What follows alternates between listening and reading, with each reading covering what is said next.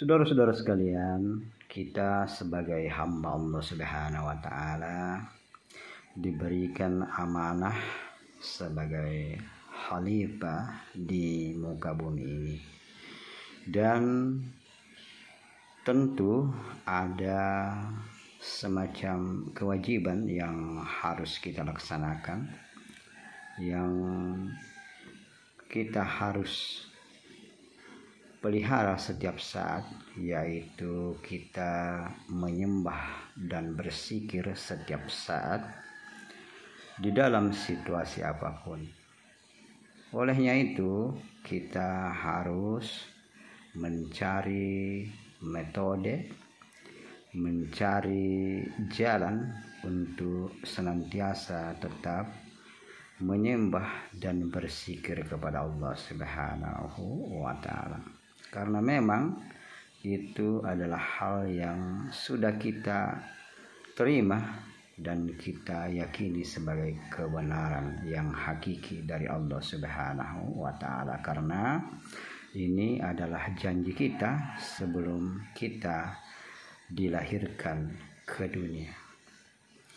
Maka dari itu, saudara-saudara sekalian, tentu di dalam menyembah Allah, di dalam senantiasa berzikir kepada Allah Subhanahu wa taala, tentu sangat banyak penghalangnya. Dan penghalang yang paling utama adalah setan dan iblis. Maka dari itu, tentu untuk mencegah dari rintangan-rintangan yang dibuat oleh setan dan iblis, maka kita harus membuat strategi, membuat cara atau metode untuk menghilangkan atau menjauhkan rintangan-rintangan tersebut. Dan inilah yang dilakukan oleh orang-orang yang mendalami ilmu tarekat atau ilmu tasawuf. Mereka menggunakan metode-metode dengan berbagai cara yang tentunya tujuannya satu, yaitu untuk senantiasa berzikir kepada Allah Subhanahu wa taala, mendekatkan diri menyembah kepada Allah Subhanahu wa taala. Dan cara-cara ini diantaranya ialah mereka melakukan khalwat, berzikir, baik zikir yang jahar maupun zikir yang sir atau perlahan. Ini mereka lakukan untuk memelihara jangan sampai ingatan mereka kepada Allah Subhanahu wa taala akan hilang. Dan juga mereka menggunakan cara yaitu menjauhkan diri dari hal-hal yang tidak bermanfaat dan mengambil dunia atau bahagian dunia ini seperlunya saja, tidak berlebih-lebihan.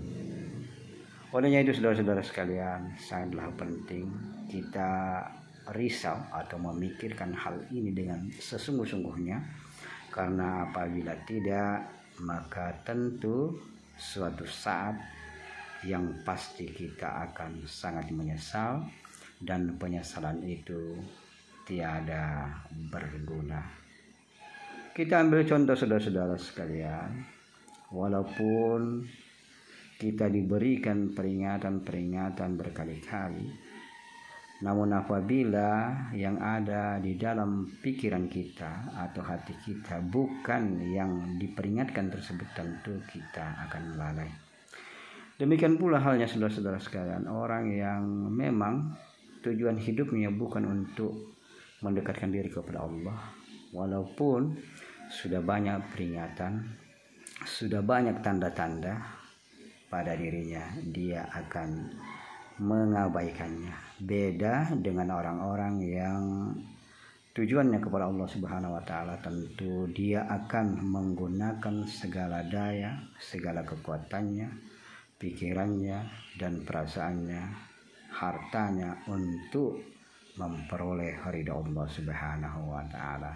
Jadi, saudara-saudara sekalian, apabila kita ingin mendekatkan diri kepada Allah Subhanahu wa taala, tentu kita harus menggunakan metode atau cara yang memang diperintahkan oleh Allah, bahwa carilah jalan untuk mendekatkan diri kepadaku. Dan inilah tanda-tanda orang yang akan ditarik oleh Allah Subhanahu wa Ta'ala untuk mendekat kepadanya. Maka dari itu, saudara-saudara sekalian, marilah kita berdoa. Mudah-mudahan kita sebagai manusia, sebagai hamba Allah Subhanahu wa Ta'ala, diberikan petunjuk, diberikan jalan untuk mendekatkan diri kepadanya. Amin, amin, amin ya rabbal alamin.